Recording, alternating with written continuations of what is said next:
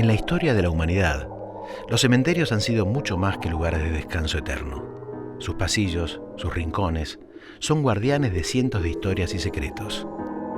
Algunas de ellas continúan vagando entre las sombras, esperando ser descubiertas. En pleno corazón de Buenos Aires se alza el cementerio de la Recoleta, que debe su nombre al convento de monjes recoletos que habitaban esas tierras. Sus imponentes mausoleos y bóvedas fueron y continúan siendo elegidas para darle sepultura a miembros de familias patricias e importantes protagonistas de la historia argentina. Entre sus tumbas se encuentran la de Julio Argentino Roca, Domingo Faustino Sarmiento, Eva Duarte de Perón y Carlos Pellegrini, entre otras importantes personalidades.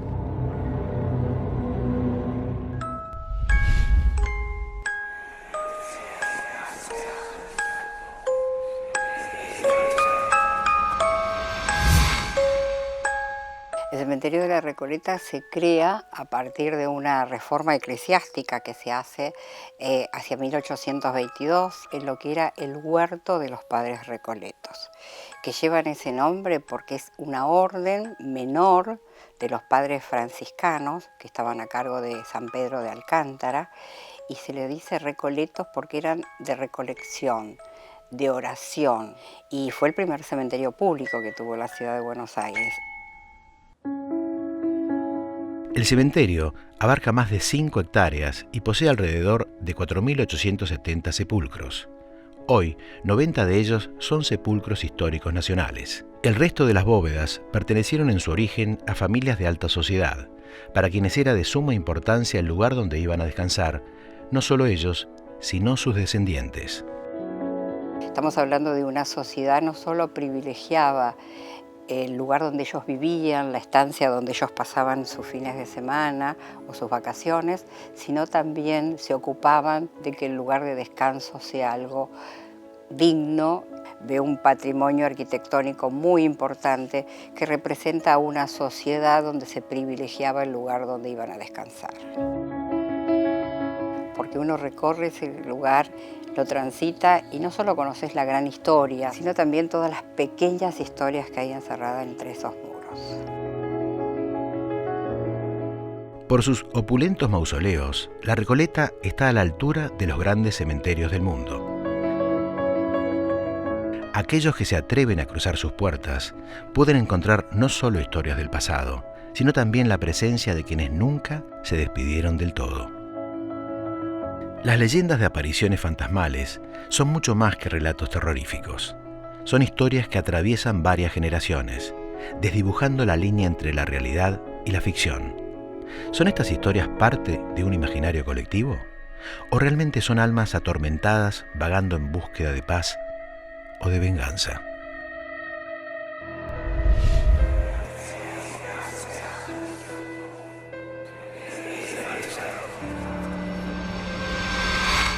Los cementerios, ahí está el cuerpo, está la carcasa de uno, ¿sí? Está todo lo que dejamos ahí, que ya cumplió su ciclo, pero el alma es lo que eleva y es lo que vive. Y muchas veces hay almas que quedan pululando en el aire porque no pueden elevar. Llámese el accidente que tuvo, la enfermedad que tuvo, puede ser por un suicidio, puede ser por una muerte causada. Hay muchos temas. Por ahí notás que en el cementerio hay muchas energías, y hay muchas energías. Y de noche o de día ves caminando entidades. Ves caminando espíritus que no pueden elevar y que de alguna manera se están haciendo saber, se están haciendo pidiendo ayuda, porque cada muerte tiene que ver también con lo que estamos viendo. Uno de los relatos que se convirtió en el favorito del boca a boca es sin duda el de la Dama de Blanco. La muerte de Luz María García Belloso encierra un profundo misterio que logró perdurar a través del tiempo. Su tumba es el epicentro de preguntas que aún permanecen sin respuesta.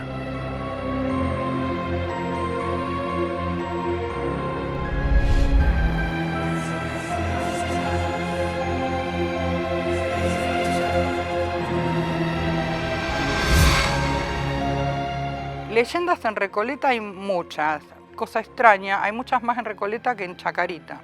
Una leyenda muy común que es transversal a la mayoría de los grandes cementerios latinoamericanos es la de la Dama de Blanco. Y Luz María era la hija de un escritor muy importante, autor de piezas de teatro, que fue Enrique García Belloso, y que en su casa se reunían para grandes tertulias, donde Luz María recitaba muchos de esos poemas que ella escribía. Fallece muy, muy jovencita, apenas había cumplido, hacía 20 días aproximadamente, sus 14 años, y muere de apendicitis. Eso es lo que figura en los registros del cementerio. Los registros del cementerio se hacen en función a la partida de defunción, con lo cual esa es la causa que asignó el médico que extendió el certificado. Ella fue llevada a una bóveda que no es donde está actualmente, y después a los 3 años los padres compran esa bóveda que está muy cerca de la entrada, donde dice Luz María García Belloso, donde también descansa una actriz de la escena nacional que fue Blanca Podestá, que era familiar también de Enrique García Belloso. Por alguna razón, una versión sobre el fantasma de Luz María se dispersó por la ciudad de Buenos Aires.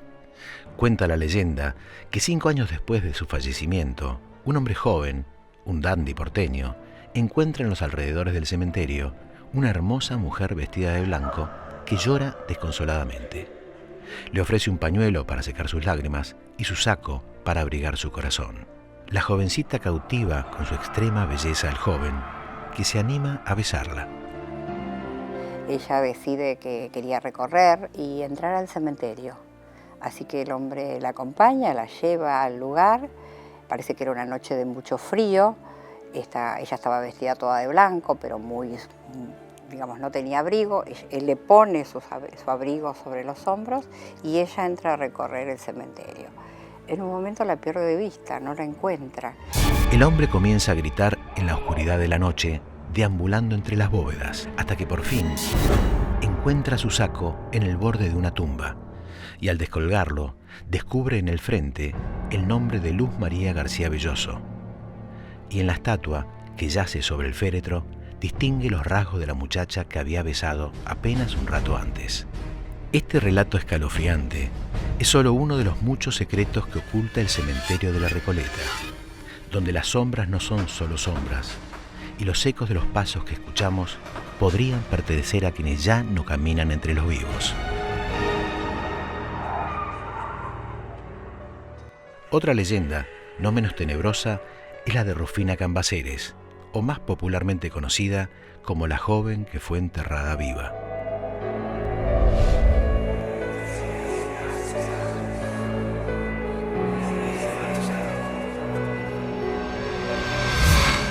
Una de las sepulturas, de las bóvedas más visitadas del cementerio de Recoleta, es la de Rufina Cambaceres. Ella fue hija de Eugenio Cambaceres, un escritor, sí, famoso en su época. Su padre muere cuando era chica. Ella queda al cuidado de su madre, Luisa, una bailarina. Muere el día que cumple 19 años. Estaban en la mansión de su casa con los preparativos para el festejo y después iba a ir con un grupo de amigas a presenciar una ópera en el Teatro Politeama argentino. En un momento ella se va a cambiar porque iba a ir a una función de teatro. Entonces, bueno, se va a la habitación y, bueno, aparentemente demoraba mucho en salir. Su madre golpea la puerta, no respondía y cuando ingresan, ella estaba arrojada sobre la cama. Llaman al médico, el médico la revisa e indica que ella había fallecido. Se hablan de muchas razones de por qué tuvo este colapso, ¿no? Rufina.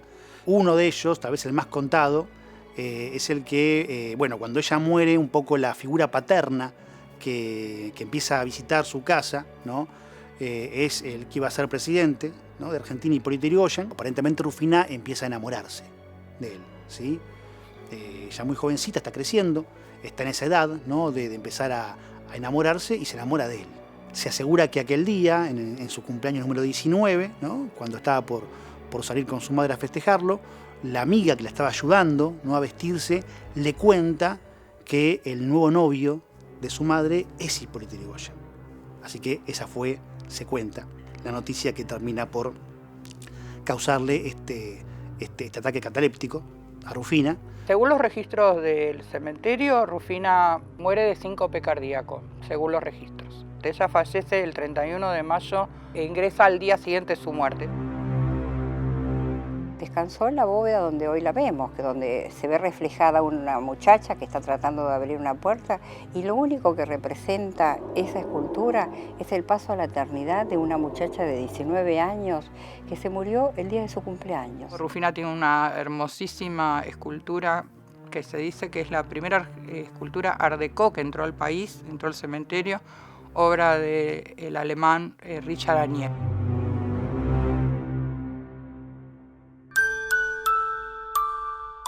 En aquel entonces, los cuidadores cumplían además la función de guardias, ya que los difuntos, y sobre todo los enterrados en la Recoleta, pertenecientes a familias de alta alcurnia, eran sepultados con sus joyas y existía siempre el peligro de saqueo. La madrugada del entierro de Rufina, el cuidador oyó ruidos que venían del panteón de la familia Cambaceres. De inmediato dio aviso a la familia. A la mañana siguiente, cuando la familia se hizo presente, se encontraron con un escenario terrorífico. Se cuenta que esa misma noche hubo un sereno que escucha ruidos en el cementerio de Recoleta, lo sigue, llega hasta el mausoleo de los Cambaceres, se fija por una de las ventanas y descubre que el ataúd de Rufina no estaba en la posición que le habían dejado. Abren la bóveda, abren el ataúd de Rufina y la encuentran a ella, ¿no?, con un gesto con el cual no la habían dejado en el ataúd, y además se notaban raspones y las uñas de Rufina clavadas en la tapa del cajón. Así que lo que se supone es que lo que tuvo fue un ataque de catalepsia y que los médicos de la época no supieron captar, la dieron por muerta y ella en realidad termina muriendo dentro de su ataúd, ¿no?, del miedo, de la asfixia, del terror. Creo que simboliza una de las peores pesadillas que uno puede llegar a imaginar, ¿no? Y por eso es tan famosa, ¿no? También se la conoce como la muchacha que muere dos veces.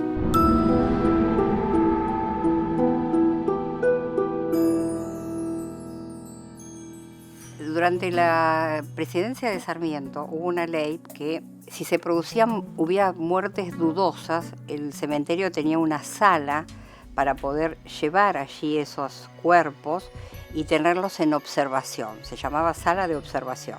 En realidad, el tema del mecanismo de las campanitas, por si uno se moría, o sea, si lo enterraban con catalepsia, bueno, obviamente de la catalepsia se vuelve porque no es fatal. Hubo una época, más o menos por esa época, que había así como un pánico generalizado en varias personalidades, o en todo el mundo además. Entre los mitos generados a través de las distintas versiones de Rufina, algunos atribuyen la utilización de estos mecanismos de campanitas por si los entierran vivos, a la leyenda de Rufina, pero sigue siendo toda una leyenda, no necesariamente son cosas contemporáneas.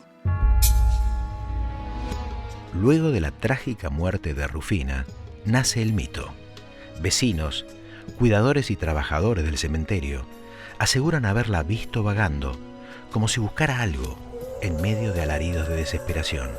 Como Nelson, que una tarde de otoño, paseando por el barrio, se cruzó con el mismísimo espíritu de Rufina.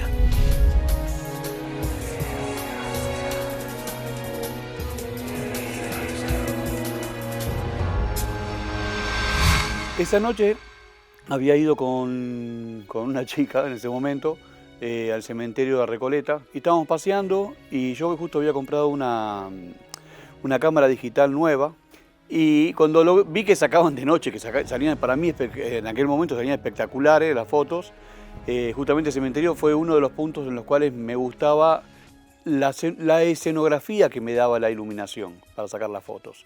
La cuestión es que yo estaba sacando fotos y entre las fotos que estaba sacando, que eran normales, yo veía en la fuga mía, yo veía perfectamente la escenografía, veo algo en el fondo que se mueve. La cámara no me daba el zoom original de la cámara, entonces las cámaras esas tenían lo que se llama zoom digital, que se extiende mucho más, pero la cámara ya percibe técnicamente, la trabaja en forma pixelada, no sé cómo es. La cuestión es que ya se veía pixelado con algunos granos la imagen, pero yo empecé a ver algo y no sabía qué era. Empecé a tener una ráfaga de fotos, entre las cuales, de las fotos, al día siguiente, cuando las miro en el display de la cámara, no lo podía creer lo que estaba viendo. Era ella. No sé quién era hasta ese momento, yo no tenía ni idea. Lo tomé como parte de la escenografía y el juego de lo que era el cementerio de la Recoleta.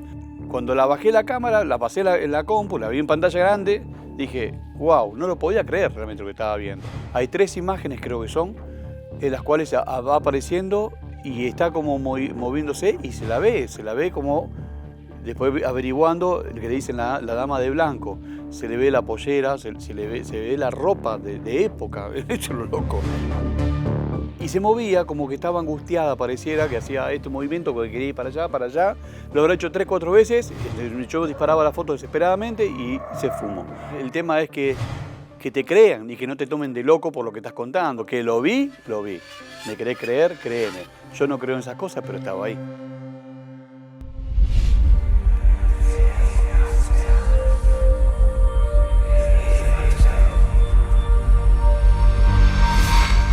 En los cementerios puede pasar que a veces están filmando y se presentan, de hecho hay casos muy conocidos donde se ve la persona, el vestido, todo que tenía puesto y sí, puede ser que se hagan presentes. Porque las almas que yo he vivido que en los cementerios directamente las veo pasar con su vestido, cómo se casó o cómo estaba vestida cuando falleció, se van a manifestar de esa manera.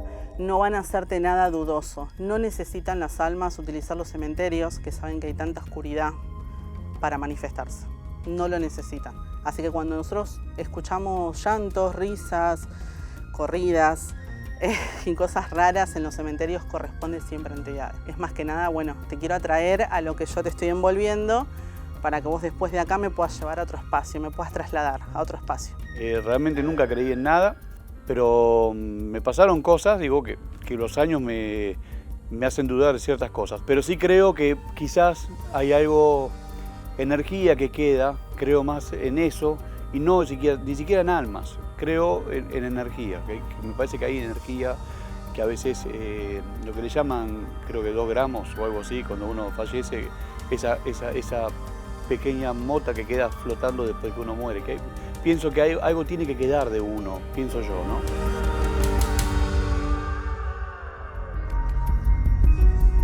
Una presencia, un susurro, un frío que no proviene de este mundo.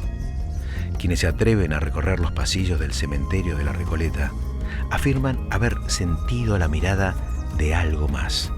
Tal vez, cuando cae la noche y los visitantes se retiran, los verdaderos dueños de la Recoleta despiertan, esperando a algún valiente dispuesto a escuchar su historia.